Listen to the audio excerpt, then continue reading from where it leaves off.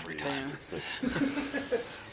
How's the farm going? Well, the farm started to go pretty good, and the weather forecast said at 4:30 that it was done raining for the entire day. There was 0% chance.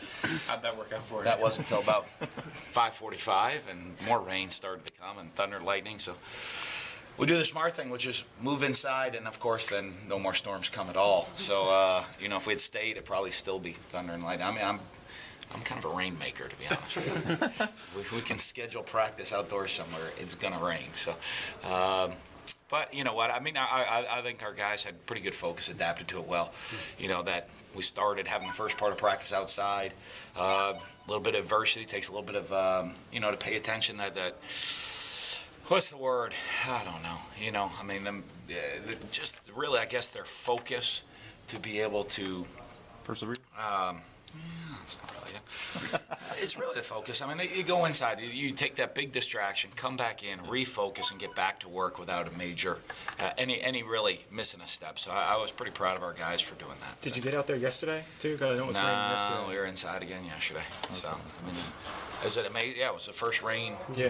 First rain in about 10 days. You sound like right? a kid that took they took your ball away. That's unbelievable. It hasn't rained in 10 days.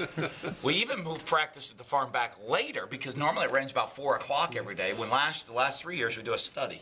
So generally the average rainstorm comes at 4 because we'd go out to practice at 4. So we bumped it back to 5:30 so it could blow through. It started raining at 5:30. So that was basically a colossal waste of time. That study. Yeah, there we go. So the freshmen are probably thinking it's farm stuff. I might get some phone calls to bring me into different drought parts of the country right there.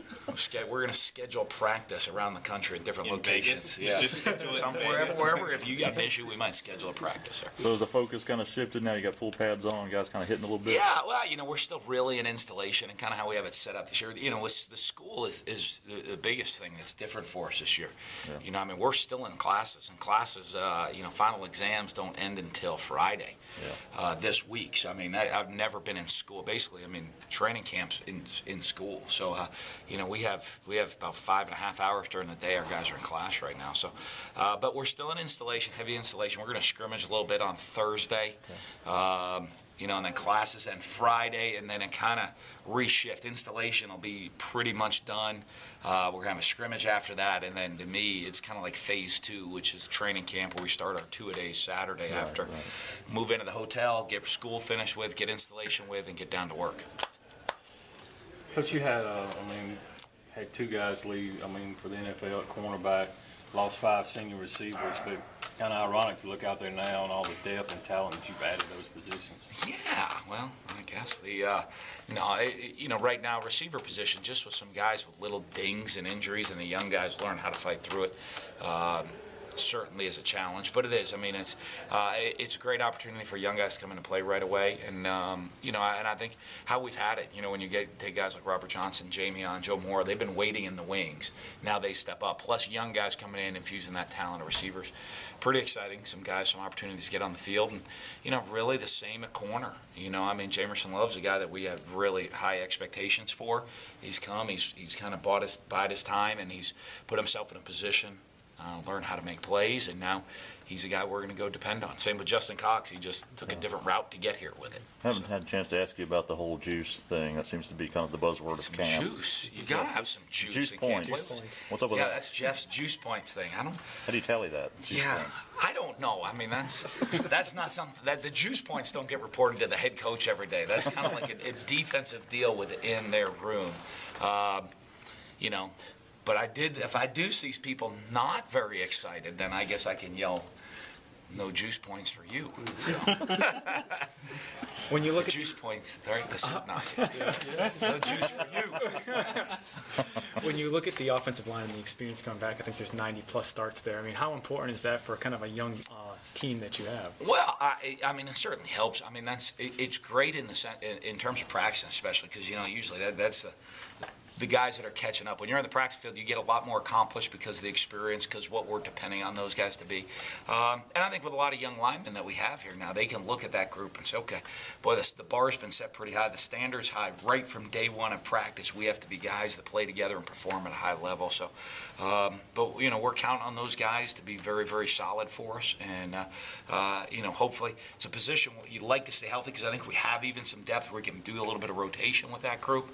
But you'd love to be able to keep doing that by keeping them all healthy. So you take a one-on-one interest in a lot of the true freshmen when you split up practices. Chris Jones, Damian Williams, those guys like that. Just are you starting to take mental notes of freshmen that, hey, he may make me play him, right away? Well, they can, but also that to me is something. We keep talking.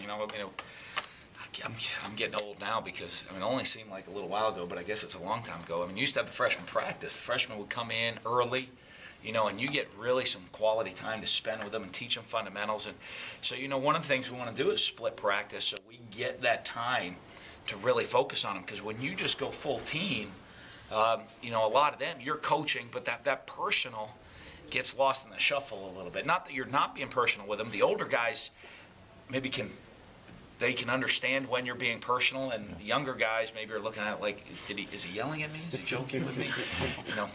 I don't even know what he said because it sounded like Chinese. He was talking fast, telling me to read the safety about something.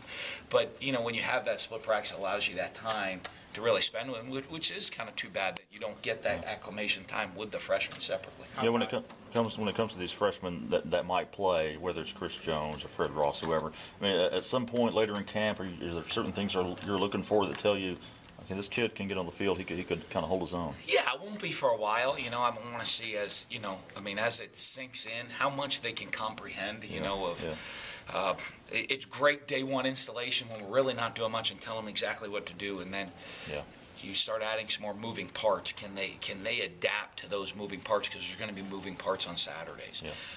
So that'll be a huge deal for us. But there's some talented guys that are going to put themselves in a position to get on the field and make plays for us this year. During SEC Media Day, Steve Spurrier said that all 14 basketball and football coaches agreed that there should be some type of stipend for players and stuff. Is that true? And kind of what's your opinion on that whole thing with, obviously, Manziel kind of stealing the storylines and all that stuff? Yeah, nobody talked to me much at media. He was right before me. I got on these. Yeah, right? No, I think it is. For our guys that are out here, the amount of time they put in year-round, it's hard. They don't have time with their amount of commitment that they're making to go get a part-time job that a lot of other college students are going to have time to go do. And and so I think that ability for a lot of guys just to have a little bit of money in your pocket, a little bit of spending money, that they have the ability to go out and get a pizza on a Friday night. They get to go maybe take a girl out on a date and have $20 to go do it. And when you look at the stipends with, I think the numbers everyone's talking to is kind of, hey, what maybe a college kid would have in his pocket to go out and be a regular guy. And I'm a big proponent of it. I know all of the issues. I understand all of the massive issues that it makes sense for football, but for our guys, and it makes sense for every sport, but you can't do one thing for one sport, not for others. So I understand all the issues there, but it would be great for these guys if they could figure something out to give them an opportunity to put a couple dollars in their pocket. You talk about the experience, obviously, with quarterback, with Tyler, and offensive line, but you got a pretty good battle back there at running back. Yeah. 1 through 5.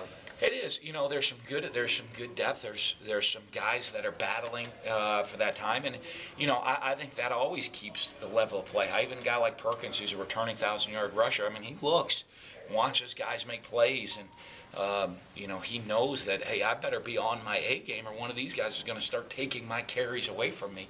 I think that raises everybody's level of play. Mike Gundy has said that, playing Mississippi State and playing a BCS opponent first has really kind of changed his schedule for practice. Have you noticed that your schedule has been a little bit different in the sense that, hey, we need to get this installation in maybe a couple of days early so we can look at Oklahoma State, big picture, later on in August? You know what? It hasn't changed our schedule. at all, which is, early in the season, you're trying to make sure we're developing for the long term of the season.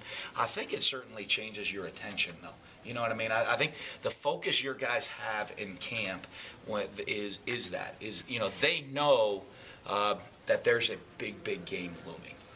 Where kind of a lot of times in training camp, you're just worried about the next practice, or, hey, when's training camp end, and when do we get into that game week routine and change it up? I think what's different when you're going to play a top 15 team game one, in the back of their minds, that game is still there looming. So you think it's more of a player deal than it is a coach deal?